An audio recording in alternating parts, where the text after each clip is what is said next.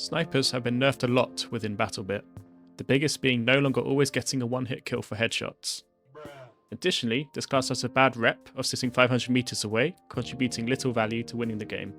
So understandably, some say this class is underpowered now. However, this is a guide to learn how to be an effective and useful Recon, despite these changes. Feel free to use these timestamps to jump around to sections that interest you.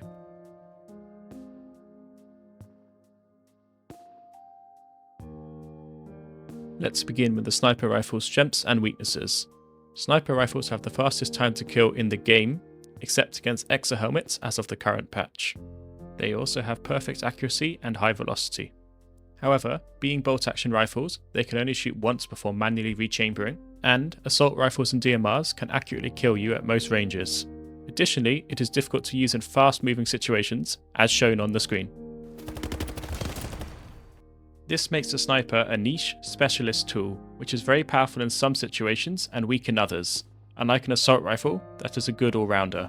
Therefore, you will take on a defensive, supportive role for your team's infantry.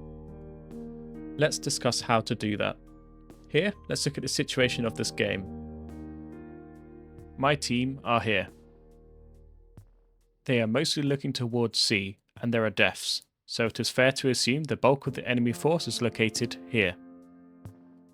So, in order to be effective, I should be looking to kill enemies within this ring, because both teams are currently fighting over this base.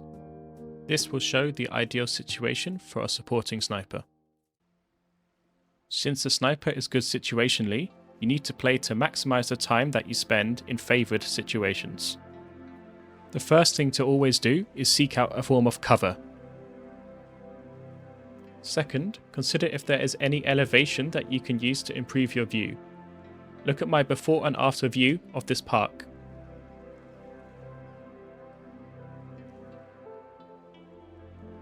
This is now an ideal position. 1. You have distance and elevation from the enemy front line. 2. Allies are in front of you, so that enemies can't focus on only you. And 3. Enemies are behind cover, which makes them difficult for your regular rifleman to deal with. However, your rifle is effective here, as you can easily pick off exposed enemies. Each enemy that you kill or injure adds pressure and helps your infantry to take ground. Now, my allies have moved up, so I have also moved from my last position to the park where they were previously fighting in as they begin to contest the next row of buildings.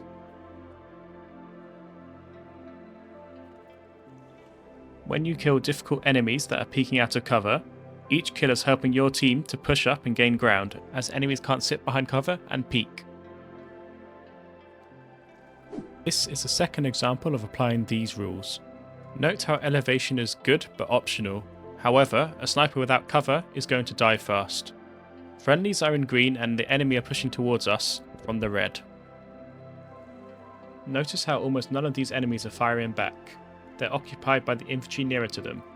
Meanwhile, by removing the harder enemies and applying pressure to not peek, this will give the friendly space to breathe and repel the attack.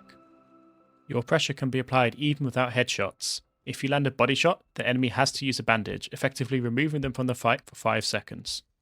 You can quickly send them back as well when they reappear. So whilst headshots are ideal, landing body shots also helps to reduce enemy combat effectiveness.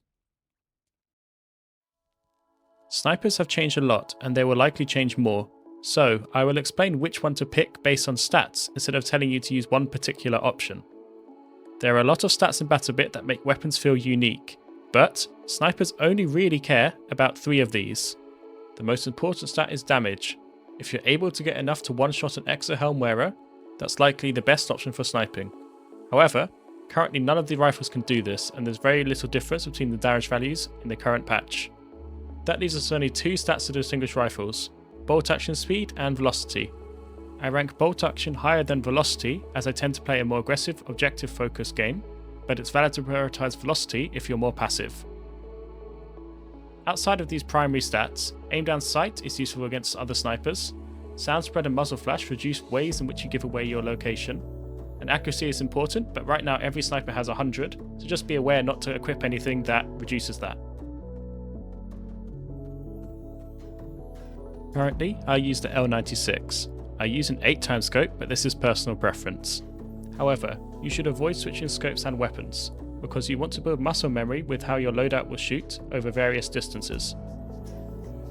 A canted red dot sight is vital. I will explain how it's used in its own video section later. For your bolt, just equip the one which gives the best primary stats, currently this is E. A long suppressor offers the biggest increase in velocity as well as hiding your muzzle flash and dampening your sound. An angled grip reduces your aim down sight time. Short A mags can be used to increase your aim down sight speed if you prefer. I would avoid using extended mags due to their heavy penalties. I will show you how to get more ammo for far less steep of a cost. For your sidearm, a Glock 18 is the best choice for most players, as it's a point and click SMG. If you're very good at aiming, you may opt for a Desert Eagle. Extended magazines on the Glock are a personal preference. I prefer without, but you may differ. C4 is the most important gadget to take. It helps cover your kit's weaknesses. Understanding C4 usage makes a big difference in increasing your skill with objective-based play.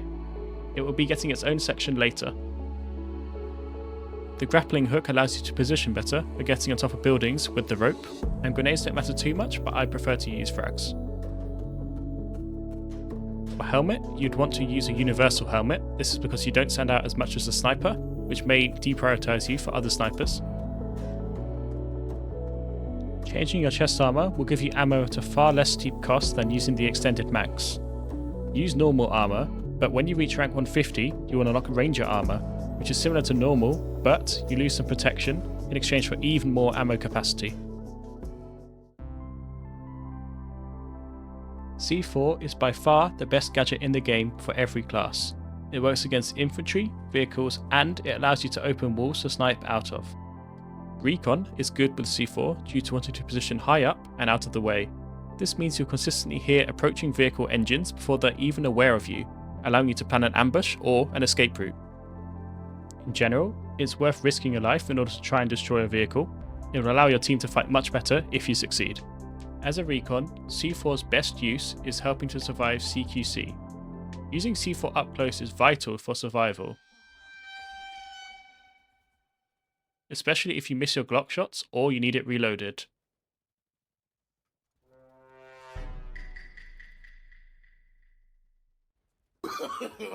No.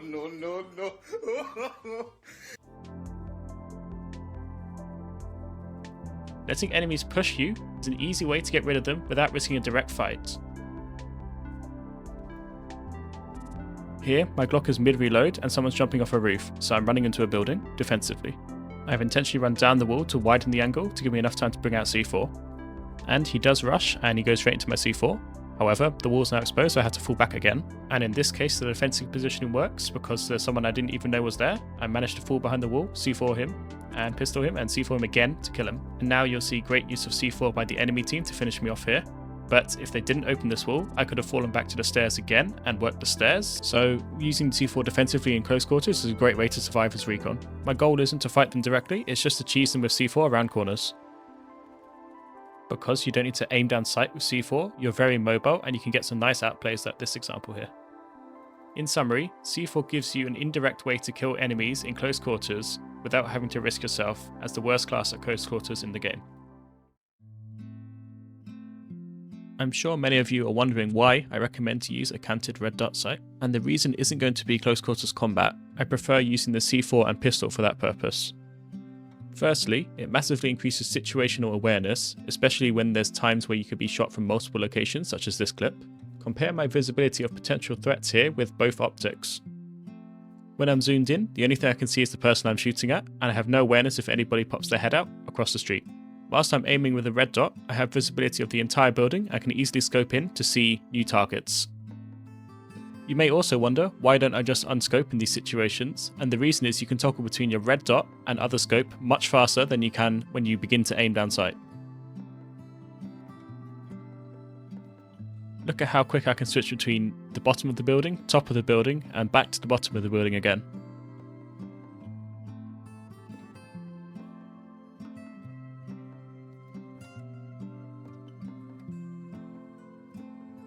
Another advantage of scanning using a red dot is that even though you're accurate, you're not going to give away scope glint.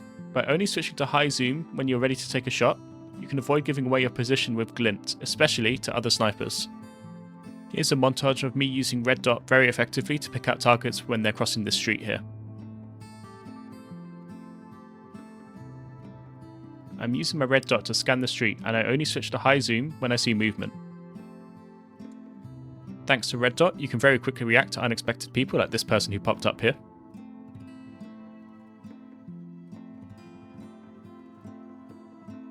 Notice how every shot is done with my high vis scope, but the red dot is keeping me as aware as if I were unscoped, whilst I can aim down sight faster with it.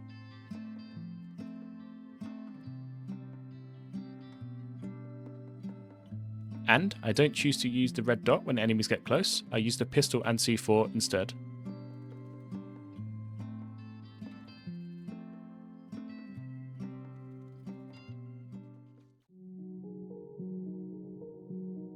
A suppressor currently gives the joint highest velocity increase for barrels, but it also hides your muzzle flash.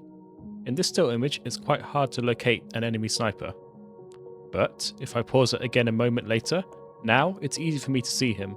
He's not even shooting at me, he's 500 meters away and shooting 90 degrees away, but his muzzle flash still gave him away. If suppressed, I'd likely not have spotted him at all. Here's the clip in real time. Notice how I didn't even know he was there until I saw his unsuppressed shooting.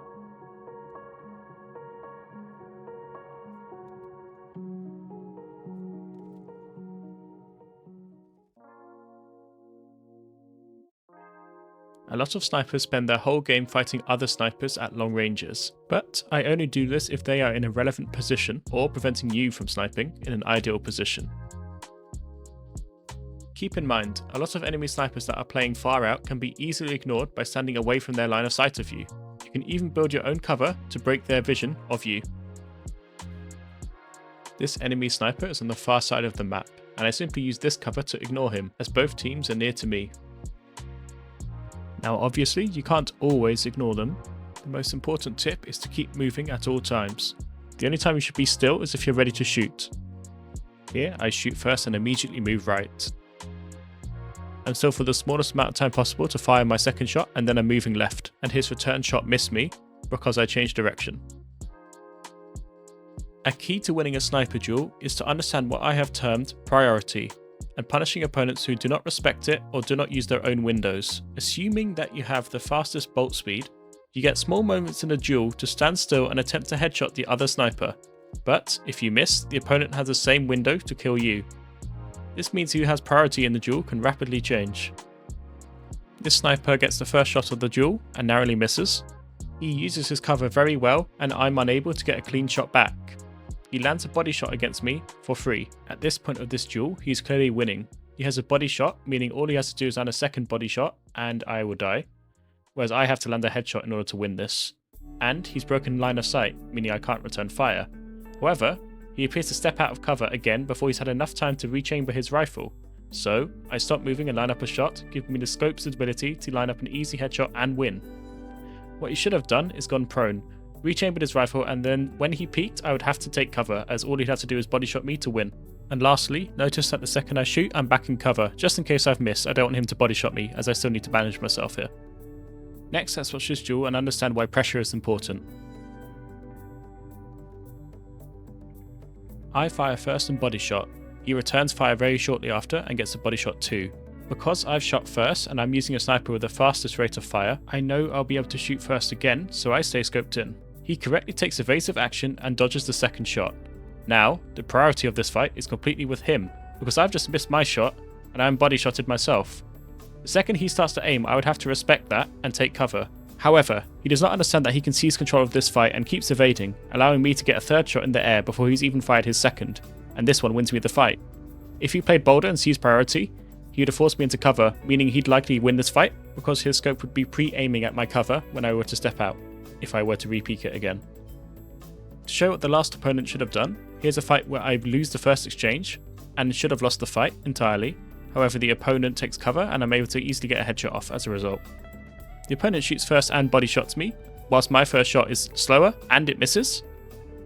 As he shot first and he's a body shot up in this fight, he should have just stayed out and forced me into cover instead.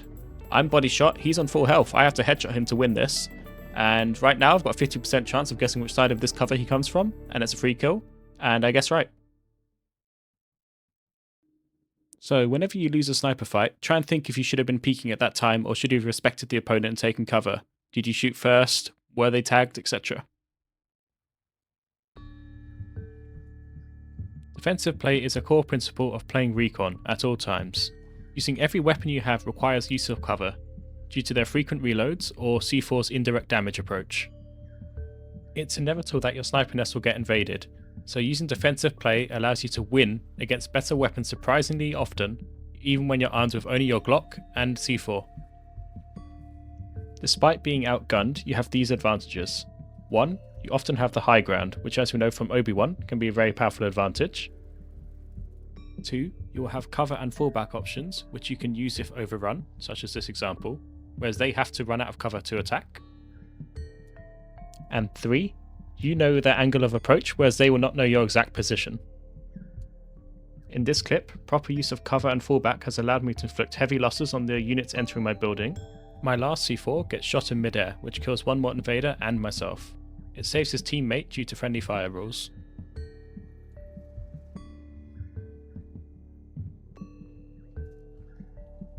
Here, I'm overlooking a riverbed. I can hear multiple people pushing up the bed fast, but due to having the high ground, I remain completely hidden and clean them all up. In total, this gets me 4 kills, and only the very last person had any chance of actually killing me back. I'm sniping on objective A, and my squad is being overrun, so I wait on the stairs. The stairs collapse and I dump all of my explosives below. You get to feel like a medieval castle defender pouring tar from your walls. Here's a great reason why these mine snipers run often suck. If they're close to you, it's a free kill for any sharpshooter. This clip shows a one-on-one with me having the high ground. I'm able to dictate exactly when we fight and I'm able to finish him off easily. Here I'm sniping from a common spot and 2 people manage to sneak up behind me. I get the first one. And after healing, I'm trying to C4 out the second one without exposing myself, so he wisely retreats. However, this gives me time to reposition and ambush him when he tries to next push me back. He only has one way to attack me, whereas I have all of these angles, and as you can see, he doesn't even realise that I've moved down. It's a free kill. And again, I can hear people coming up my stairs. As a sniper, you'll have this very often. You need to get very comfortable dealing with these people. You can see I'm using C4 here perfectly to strafe in and not expose myself, and I get the second one with the C4 as well by jumping. I can hear one more on the stairs and I just wait him out. He has to push me from one angle and I can be anywhere on the roof.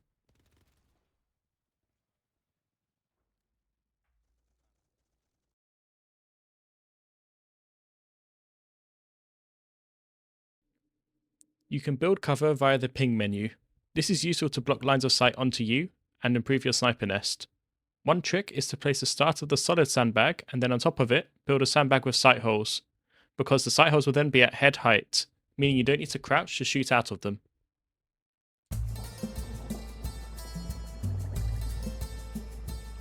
Did you ever hear the tragedy of the best sniper rifle in Battlebit?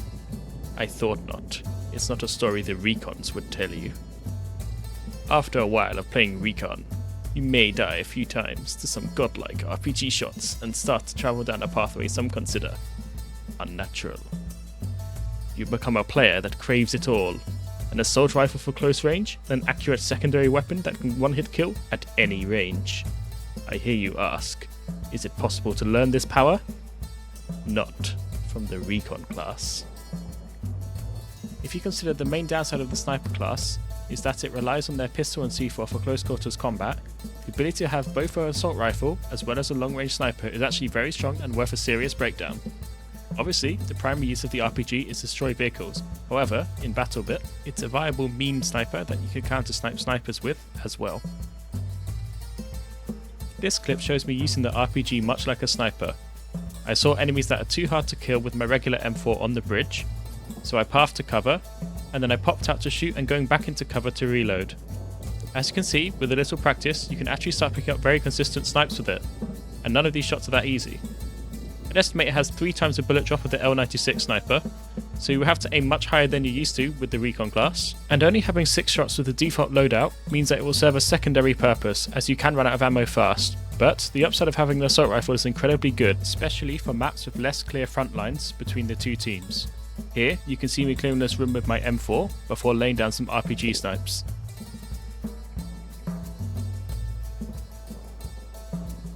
And when you get into the headspace of thinking of the RPG as a sniper, it's very good for when you see enemies using cover, as you can switch to it, snipe them, and have the M4 instantly ready again.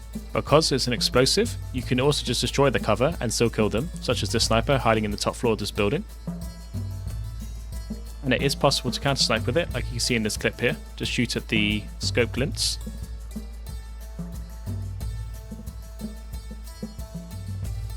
And it's most of all just really fun and a surprisingly viable way of playing the game.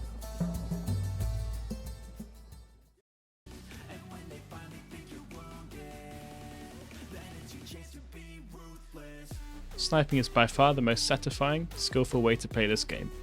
I'm still an average shot myself, I'm not even 1,000 kills deep yet into sniping. It's a constant process of improvement, and I hope you have found some of these tips useful for your own journey. To recap the main points: 1. Support the main infantry of your team. 2. Seek cover and elevation. 3. Position behind your own allies. 4. Get comfortable with your pistol and C4 up close. 5. Think about who has priority in a sniper duel.